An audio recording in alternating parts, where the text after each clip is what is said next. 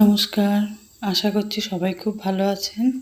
আজকে বানাচ্ছি পনিরের একটা নিরামিষ তরকারি। তার জন্য নিয়েছি আলু, পনির আর দেখুন মিক্সিং বলে নিয়ে নিচ্ছি টমেটো কুচি, আদা কুচি, গোটা জিরে আর গোটা গরম মশলা। এগুলোকে সব একসাথে পেস্ট করে নিলাম। এবারে দেখুন কড়াইতে দিয়ে দিলাম অল্প সামান্য সাদা তেল। সাদা তেলটা গরম হওয়া পর্যন্ত অপেক্ষা করে তার মধ্যে দিয়ে দিলাম পনিরের টুকরোগুলো। পনিরের টুকরোগুলো হালকা করে লাল করে ভেজে নেব। ভেজে নিয়ে দেখুন পনিরের টুকরোগুলো কিরমভাবে ভেজে নিয়েছি। এবারে সেগুলোকে একটা পাত্রে তুলে নিলাম। পনিরের টুকরোগুলো লাল করে ভাজা হয়ে গেলে তুলে নেওয়ার পরে দেখুন ওই একই কড়াইতে আবার দেখুন অল্প একটু তেল আছে, আর কিন্তু তেল দিচ্ছি না। ওই তেলের মধ্যে দিয়ে দিলাম কেটে রাখা আলুগুলো দিয়ে দেওয়ার পর তার মধ্যে দিলাম সামান্য একটু নুন আর একটু হলুদ গুঁড়ো। নুন আর হলুদ গুঁড়ো দিয়ে দেওয়ার পর দেখুন ভালো করে মিশিয়ে নিয়ে আলুগুলোকে অল্প তেলে ভেজে নিচ্ছি। আলুগুলো ততক্ষণ ভাজবো যতক্ষণ একটু লাল হয়ে যায়। দেখুন আলুগুলো ভাজা হয়ে গেছে। এবারে পনিরগুলোকে যেরকম তুলে নিয়েছিলাম সেই একইভাবে আলুগুলোকেও তুলে রেখে দেবো। তুলে নিচ্ছি দেখুন। এইভাবে আলুটা ভেজে নিয়ে তরকারিটা করলে তরকারিটা টেস্টটা ভালো হয়। আপনারাও করে দেখবেন, ভালো লাগবে। একে একে কড়াই থেকে সব আলুগুলো তুলে নেব।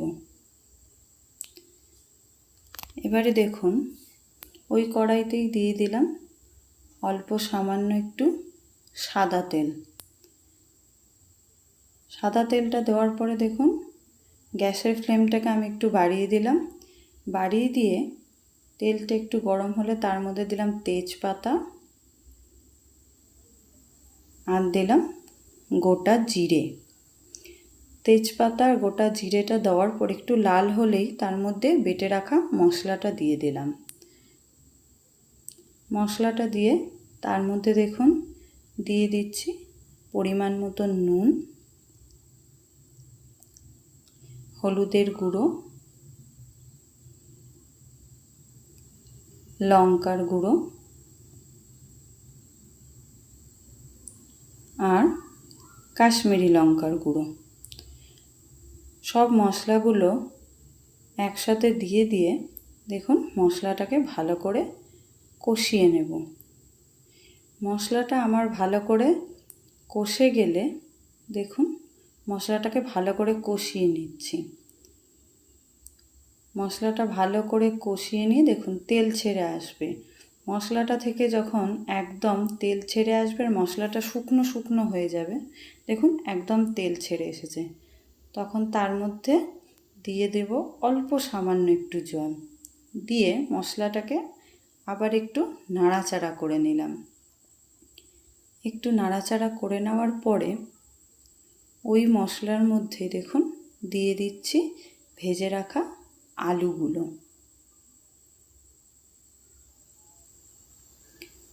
ভেজে রাখা আলুগুলো দিয়ে দেওয়ার পরে মশলাটা দিয়ে আলুগুলোকে ভালো করে কষবো, যাতে মশলাটা ভালোভাবে আলুর মধ্যে ঢুকে যায়। দেখুন হয়ে গেছে কষা। এবারে সামান্য উষ্ণ গরম জল নিলাম, নিয়ে পরিমাণ মতন ঝোল তৈরি করার জন্য জল দিয়ে দিলাম।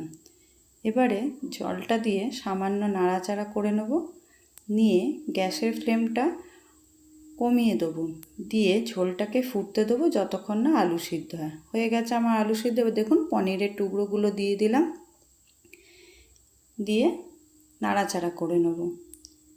একটু নেড়ে নিয়ে ওর মধ্যেই দিয়ে দেব চিনি আর বাটার। আমার কিন্তু নিরামিষ পনিরের তরকারি একদম তৈরি। রেসিপিটা ভালো লাগলে আমার চ্যানেলটাকে সাবস্ক্রাইব করার অনুরোধ রইল। দেখুন পনিরের তরকারি একদম তৈরি।